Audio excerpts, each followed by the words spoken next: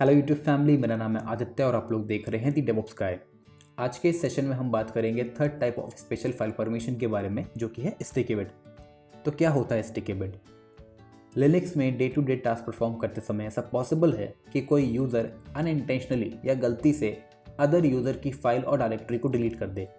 Then it can lead you in some serious trouble. इससे बचने के लिए ही हम स्टिकी बिट यूज़ करते हैं। स्टिकी बिट प्रोटेक्ट करता है आपकी फाइल और डायरेक्टरी को अदर यूजर्स से।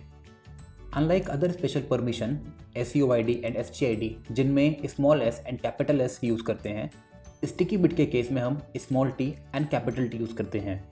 इसका सिंटेक्स होता है chmod O+T and file name, O for others and T for sticky bit.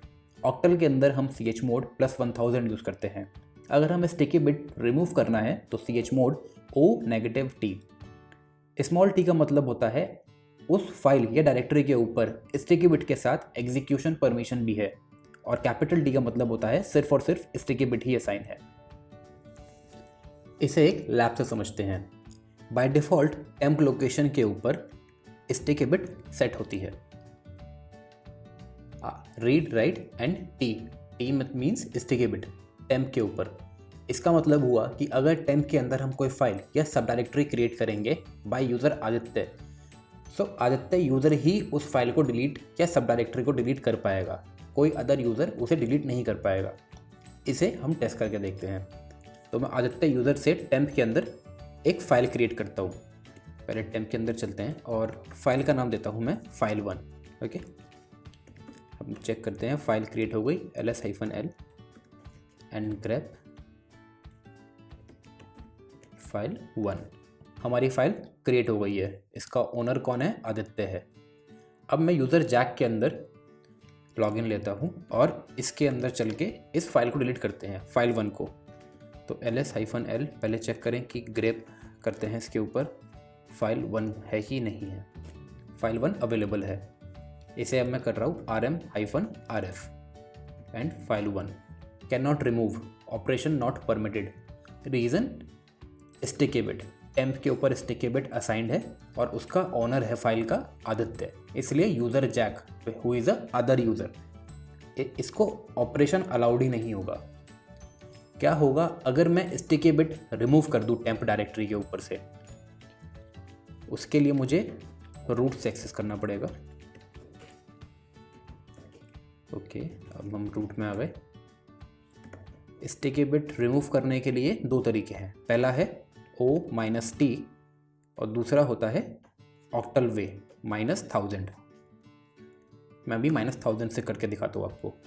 Temp ls-l and temp. देखिए, पहले यहाँ पे रीड राइट एंड टी था, अब एग्जीक्यूट आ गया क्योंकि इस पे से स्टिकी बिट हटा दिए टेम्प के ऊपर से।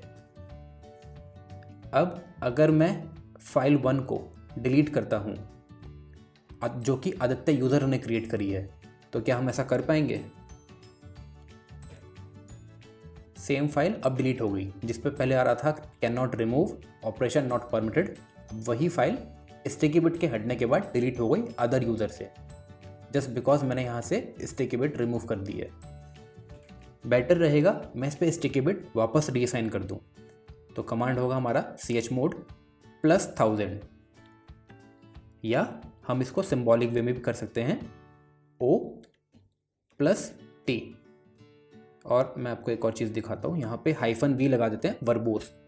देखिए, ये आपको ऐसे शो करेगा mode of temp directory change from 077 to 1777, read write execute to read write and T sticky bit.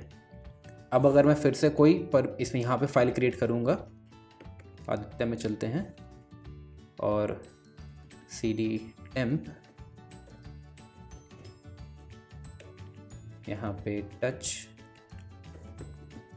File 2 ls-l file 2। Aditya owner है और यहाँ पे अब स्टिकी बिट सेट हो चुका है। अब फिर से फाइल डिलीट नहीं हो पाएगी अगर मैं कोई फाइल डिलीट करता हूँ rm-rf2 operation not permitted. Reason, मैंने फिर से उसके ऊपर स्टिकी बिट सेट कर दिया है। यही था हमारा स्टिकी बिट का कॉन्सेप्ट और उसका डेमो।